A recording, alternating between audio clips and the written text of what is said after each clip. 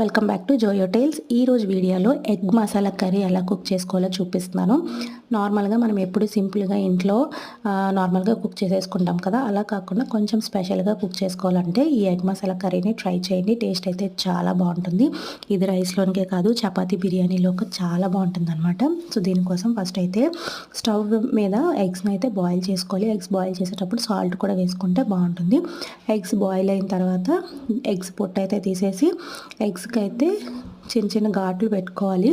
లేదంటే మనం ఆయిల్లో వేసినప్పుడు పేలే ప్రమాదం ఉంటుంది కాబట్టి చిన్న చిన్న ఘాట్లు పెట్టుకొని పక్కన పెట్టుకోవాలి. తర్వాత స్టవ్ వెలిగించి ఇంకో ప్యాన్ పెట్టుకొని అందులో ఆయిల్ వేసుకొని మనం బాయిల్ చేసుకునే ఎగ్స్ని అయితే వేసుకోవాలి. ఎగ్స్ కొంచెం ఇలా ఫ్రై అయిన తర్వాత దాంట్లో ఉప్పు, పసుపు, కారం కూడా వేసేసుకొని వీటన్నిటిని బాగా కలిపేసుకొని ఎగ్స్ని బాగా ఫ్రై చేసుకొని ఈ ఎగ్స్ని అయితే పక్కన పెట్టుకోవాలి. ఈ ఎగ్స్ని పక్కన పెట్టుకున్న తర్వాత ఇప్పుడు మసాలా తయారు చేయడం కోసం మళ్ళీ స్టవ్ వెలిగించి ప్యాన్ పెట్టుకొని కొంచెం ఆయిల్ వేసుకొని అందులో ఉల్లిపాయ ముక్కలు అయితే వేసుకోవాలి. ఉల్లిపాయలు కొంచెం కలర్ చేంజ్ అయ్యి మగ్గిన తర్వాత అందులోనే మనము టమాటా ముక్కలు కూడా వేసేసుకోవాలి. టమాటా ముక్కలు, ఉల్లిపాయలు బాగా మగ్గిన తర్వాత ఇందులో అయితే మనము 10 నుంచి 15 వరకు జీడిపప్పు పలుకులు అయితే వేసుకొని ఒకసారి బాగా కలిపేసుకొని ఈ మూడింటిని అనమాట మిక్సీ పట్టుకోవాలి. ఇవి బాగా చల్లారిన తర్వాత మిక్సీ గిన్నెలోకి తీసుకొని కొంచెం వాటర్ వేసేసుకొని బాగా బ్లెండ్ చేసేసుకోవాలన్నమాట.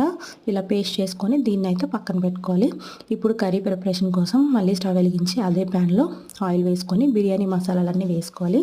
బిర్యానీ మసాలాలు వేసుకున్న తర్వాత పచ్చిమిర్చి కూడా వేసుకొని వీటన్నిటిని ఒకసారి బాగా ఫ్రై చేసుకొని తర్వాత అందులోనే 1 స్పూను అల్లం వెల్లుల్లి పేస్ట్ కూడా వేసేసుకొని పచ్చివాసన పోయే వరకు బాగా ఫ్రై చేసుకోవాలి. అల్లం వెల్లుల్లిపాయల పేస్ట్ పచ్చివాసన పోయిన తర్వాత అందులో ముందుగానే మనం గ్రైండ్ చేసి పక్కన పెట్టుకున్న మసాలా పేస్ట్ని అయితే వేసేసుకొని మనం కొంచెం వాటర్ వేసుకొని ఈ మసాలాలోంచి ఆయిల్ సెపరేట్ అయ్యే వరకు బాగా కుక్ చేసుకోవాలన్నమాట. లేదంటే కూర అంత టేస్టీగా అనిపించదు. కొంచెం ఇక్కడే ఓపికగా ఆయిల్ మనకి పైకి తేలే వరకు కుక్ చేసుకోవాలి. తర్వాత అందులోనే పసుపు, కారం అలాగే కసూరి మేతిని క్రష్ చేసుకొని వేసేసుకొని మనము దీన్ని అయితే ఇంకా బాయిల్ అవ్వనివ్వాలన్నమాట. ఈ మసాలా పేస్ట్ అంతా మసాలాలన్నీ పట్టుకొని బాగా బాయిల్ అయిన తర్వాత ఆయిల్ సెపరేట్ అవుతున్నప్పుడు ఇప్పుడు మనం ముందుగానే పెట్టుకున్న ఎగ్స్ని అయితే ఈ మసాలా పేస్ట్లో వేసుకోవాలి. ఎగ్స్ వేసుకొని ఎగ్స్ కూడా కాసేపు ఉడకనివ్వాలన్నమాట. ఎగ్స్ ఆ మసాలాను అంతా బాగా పట్టుకొని టేస్ట్ చాలా బాగుంటుంది. సో ఎగ్స్ కాసేపు అందులో ఉడికిన తర్వాత కొత్తిమీర వేసుకోవాలి.